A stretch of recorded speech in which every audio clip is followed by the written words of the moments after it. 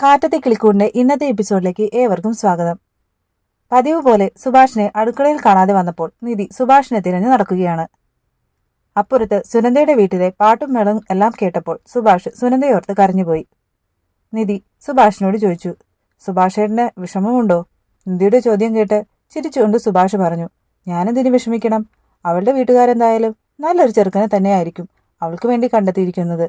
എവിടെയായിരുന്നാലും അവൾ സുഖമായിട്ടിരുന്നാൽ മതി. ഇത്രയും പറഞ്ഞ് സുഭാഷ് അകത്തേക്ക് പോയി.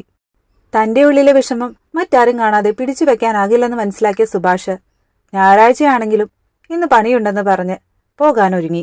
ഡ്രസ്സ് മാറാനായി സുഭാഷ് അകത്തേക്ക് പോയപ്പോഴേക്കും ചാർജ് ചെയ്യാനിട്ടിരുന്ന സുഭാഷിന്റെ ഫോണിലേക്ക് ബയ്യ വിളിച്ചു. ഇന്ന് വർക്കില്ലെന്നും വേറെന്തോ കാര്യം പറയാൻ വിളിച്ചതാണെന്നും ബയ്യ സുധീഷിനോട് പറഞ്ഞു. സുഭാഷ് റെഡിയായി ഇറങ്ങിയതും സുധീഷ് ചോദിച്ചു, ഇപ്പൊ എന്തിനാ ഇവിടുന്ന് എസ്കേപ്പ് ആവുന്നതെന്ന് ഞങ്ങൾക്കറിയാം. അവരെന്ത് വേണമെങ്കിലും കാണിക്കട്ടെ സുഭാഷേട്ടാ. അപ്പോഴേക്കും ഭാസ്കരനെത്തി. കയ്യിലിരുന്ന കോഴിയിറച്ചി ഭാസ്കരൻ സുഭാഷിനെ ഏൽപ്പിച്ചു.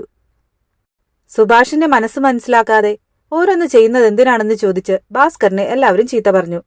ഇത് കേട്ടപ്പോൾ നിധി പറഞ്ഞു, നിങ്ങൾക്ക് മനസ്സിലാകാത്തതുകൊണ്ടാ ഈ മൂഡ് മാറ്റാൻ വാങ്ങിക്കൊണ്ടുവന്നതാ. ഇതെന്തായാലും സുഭാഷേട്ടൻ കുക്ക് ചെയ്യണ്ട, ഞാൻ ചെയ്തോളാം.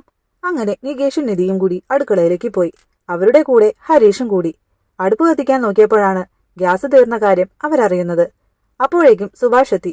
ഗ്യാസ് ഇന്നലെ തീർന്നതാ, പുറത്ത് വിറകടുപ്പുണ്ട്, ഞാൻ വെച്ചുണ്ടാക്കി തരാം, സുഭാഷ് പറഞ്ഞു. പക്ഷേ അതാരും സമ്മതിച്ചില്ല. അങ്ങനെ സുഭാഷിനെ പറഞ്ഞു വിട്ടിട്ട് അവരെല്ലാവരും മുറ്റത്തെ വിറകടുപ്പിനരികിലേക്ക് പോയി. സംസാരിച്ചുകൊണ്ട് പാചകം ചെയ്തുകൊണ്ടിരിക്കുമ്പോഴേക്കും സുധീഷ് എത്തി. സുനന്ദയുടെയും സുനന്ദയെ കെട്ടാൻ പോകുന്ന ചെറുക്കന്റെയും എൻഗേജ്മെന്റ് ഫോട്ടോയും സംഘടിപ്പിച്ചാണ് സുധീഷിന്റെ വരവ്. എല്ലാവരും ഫോട്ടോ നോക്കി ഓരോ അഭിപ്രായങ്ങൾ പറഞ്ഞു. അപ്പോഴേക്കും സുഭാഷ് വന്നു. എല്ലാവരും കൂടി സുഭാഷിനെ ആ ഫോട്ടോ കാണിച്ചു കൊടുത്തു. കുറച്ചുകൂടി നല്ല പയ്യനാകാമായിരുന്നു, സുഭാഷ് പറഞ്ഞു.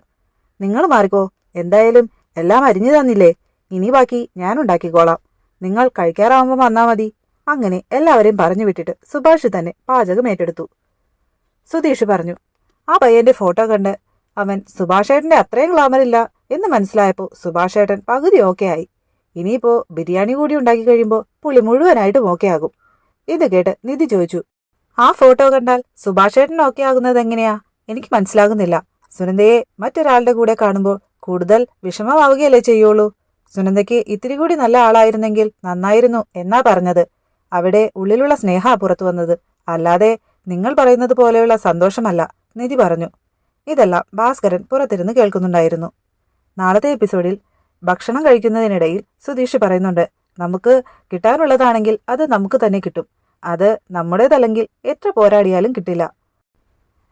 രാത്രി കിടക്കാൻ നേരം അവസാനം സുഭാഷിനു വേണ്ടി കണ്ട ഐശ്വര്യ എന്ന പെൺകുട്ടിയുമായി സുധീഷ് ഫോണിൽ സംസാരിക്കുന്നതും സുഭാഷ് അടുത്തിരുന്ന് അത് കേൾക്കുന്നതും കാണാം.